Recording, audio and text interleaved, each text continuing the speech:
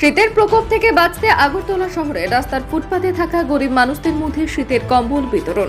ইংরেজি নতুন বছরের শেষ রাতে সবাই যখন পিকনিক এবং আনন্দ উল্লাস নিয়ে ব্যস্ত, তখন আগরতলা শহরে রাস্তার ফুটপাতে থেকে রাত্রি যাপন করা শীতের প্রকোপ থেকে বাঁচতে গরিব মানুষদের মধ্যে শীতের কম্বল বিতরণ করলেন ত্রিপুরা সিপাহীজলা জেলার চরিলাম এলাকার বাসিন্দা বাপন দেবনাথ।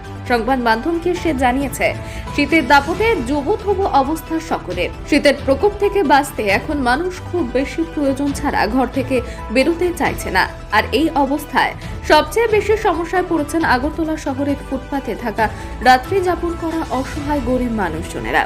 তীব্র শীতে কম্বল পেয়ে খুশি অসহায় গরিব মানুষগুলো। আগামী দিনে আরো বেশি সংখ্যক শীতার্থ গরিব মানুষদের সাহায্যের চেষ্টা করবেন বলেও জানিয়েছেন তিনি।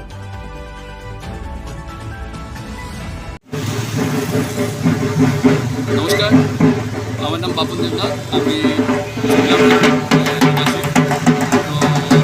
31 ডিসেম্বর সবাই তো আনন্দ ফুর্তিতে একটু মাতোয়ারা হয়ে আছে। তো এই সুবাদে আমি ভাবলাম আজকের দিনটা একটু আলাদা করে অতিবাহিত করা যাক। তো আমি আমাদের যে আগরতলা শহরে কিছু কিছু মানুষ আমার অনেকদিন আসা যাওয়ার সময় রাত্রিবেলাতে দেখা তাদের মধ্যে কম্বল বিতরণ করে আমি একটু সাহায্যের হাতটুকু তাদের জন্য বাড়ি দিতে চাই। আর আমি চাইছি যে এই কাজটাতে আপনারা সবাই একটু সহযোগিতা করবেন, যারা আমাদের রাস্তার পাশে থাকেন বা নানান জায়গায় মানসিক ভারসাম্যহীন লোকরা আছে।